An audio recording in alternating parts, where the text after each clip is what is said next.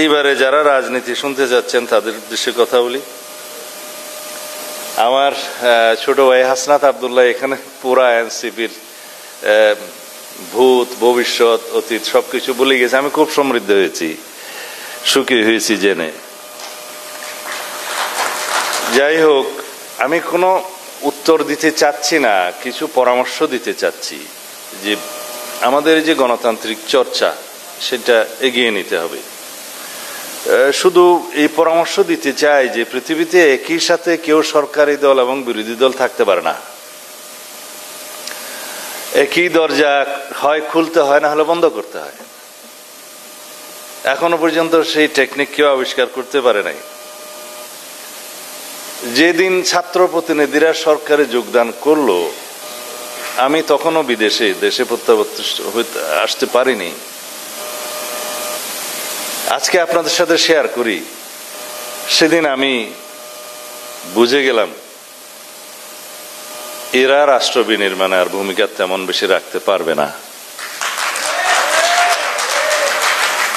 অনেকে বলবে আমাদের মাথায় তো অনেক বুদ্ধি। এটা বুদ্ধি নয়, এটা অভিজ্ঞতা। যে কোনো গণ অভ্যুত্থান পরবর্তী পরিস্থিতিতে যদি সরকারের দায়িত্ব নেয়ার জন্য সেই সরকার অভ্যুত্থানকারীরা অংশগ্রহণ করে, পৃথিবীর সব দেশেই সেই অবস্থাটা এইরকম। অ্যান্টি ইনকামবেন্সি পৃথিবীর সব দেশে থাকে, আছে, বাংলাদেশে একটু বেশিই আছে।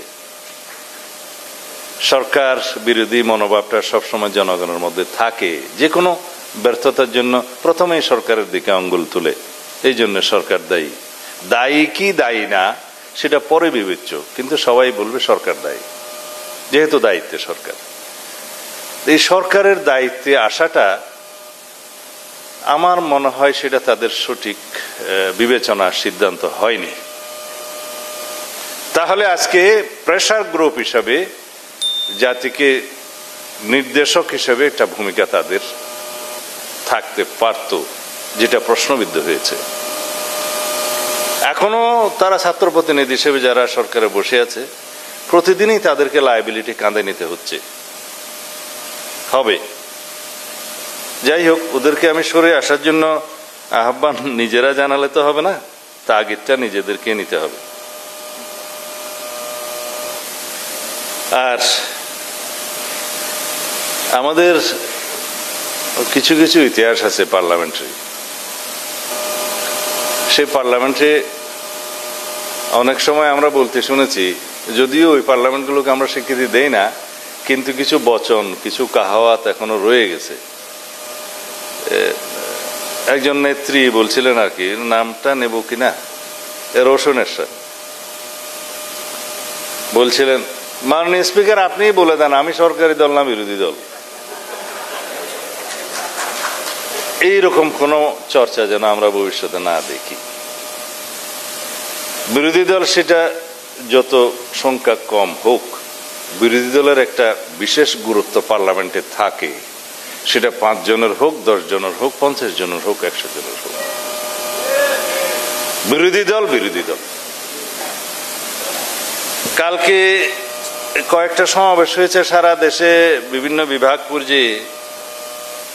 এটা পত্রিকায় আজকে হেডলাইন দেখলাম, কোথাও বলছে বাংলাদেশ জামাত ইসলামী সরকার গঠন করবে, বিএনপি বিরোধী দলে যাবে। তো ভাই সব আপনারা কি নির্ধারণ করে দিয়েছেন বিএনপি বিরোধী দলে যাবে নাকি জনগণ করবে? কিন্তু আমার জবাবটা এখানে সেরকম না।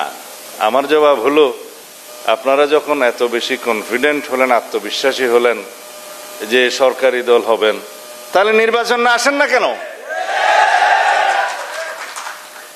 আজকে এই বাহানা, কালকে এই বাহানা, পরশু এই বাহানা দিয়ে নির্বাচনকে বাধাগ্রস্ত করতে চাচ্ছেন কেন? উদ্দেশ্য কি সেটা তো আমরা জানি, আরো একটু কিছুদিন পরে বলবো। কাদেরকে নিয়ে আপনারা আন্দোলন করছেন এখন যুগপথের সঙ্গে, সেটা জনগণ দেখছে। তাদের মধ্যে একটি দল আছে, আমি নাম নিলে তো আবার অসুবিধা, 2024 সালের 7 জানুয়ারি আমিটামি নির্বাচনে অংশগ্রহণ করেছিল। মার্কাটা বলতে পারি, না না, আচ্ছা আপাতত ওইটা থাকলো, কারণ 7টা দলের মধ্যে আপনারা নাম খুঁজে নেবেন।